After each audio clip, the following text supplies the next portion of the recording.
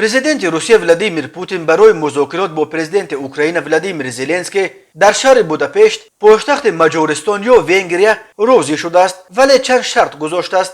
در این باره سروزیر مجارستان ویکتور اوربان در پی صحبت تلفنیش با پوتین خبر داد. اوربان نگفت که پوتین برای نشستن پشت میز مذاکرات با زلنسکی چه شرطها گذاشته است، ولی گفته می شود قرار است در مذاکرات بوداپشت صدر اعظم آلمان اولاف شولز و پرزیدنت فرانسه ایمانوئل ماکرون هم اشتراک کنند. ویکتور اوربان از انگشت‌شمار رهبران دولت‌های اروپا است که از پوتین حمایت می‌کند. روز چهارشنبه ششم اپریل صحبت تلفنی سروزیر مجارستان ویکتور اوربان و پرزیدنت روسیه ولادیمیر پوتین صحبت تلفنی انجام دادند. پوتین به اوربان برای اون زنگ زد است که او را به مناسبت پیروزیش در انتخابات پارلمانی تبریک کرد. انتخابات در مجارستان روز یکشنبه 3 اپریل دایر شد و حزب فیدس ویکتور اوربان اکثریت کرسی‌ها در پارلمان این کشور را به دست آورد. اوربان در این صحبت به پوتین پیشنهاد کرده است که در شهر بوداپشت مذاکرات او را با پرزیدنت اوکراین ولادیمیر زلنسکی با مقصد حل مناقشه بین روسیه و اوکراین برگزار کند.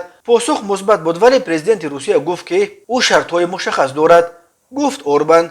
سروزیر مجارستان شرط‌های گذاشته پوتین را آشکار نکرد، ولی گفت که او از پرزیدنت روسیه همچنان اعلان آتش بس را در اوکراین خواهش کرده است. خدمات مطبوعات کرمل خبر داد که در صحبت تلفنی پوتین و اوربان روابط روسیه و مجارستان بررسی شده. پوتین درباره وضع مذاکرات نمایندگان روسیه و اوکراین معلومات داده. با اغوای دغلانه و بیروی رژیم کیف در شهر بوجه بهای اصولی داده است. کرمل در اطلاعیش درباره اظهار آمادگی پوتین برای مذاکرات با زلنسکی در بوداپشت چیزی نگفته است. رسانه‌های اروپایی خبر دادند که اوربان رئیس جمهوری فرانسه ایمانوئل ماکرون و صدر اعظم آلمان اولاف شولز را نیز به مذاکرات بوداپشت دعوت کرده است. بنا به گزارش تاس ویکتور اوربان در مرحله کنونی اعلان آتش بس در اوکراین را از همه ضروری شمرده گفته است.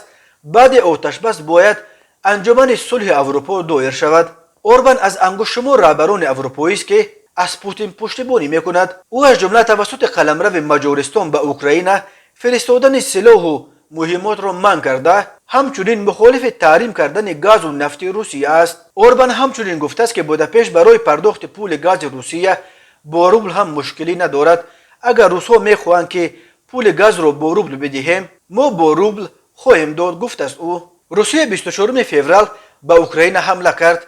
طی بیش از 1.5 ماه جنگ‌ها در اوکراین هزار دو طرف چند هزار نفر کشته، میلیون‌ها نفر خانه و در خود را ترک کردند.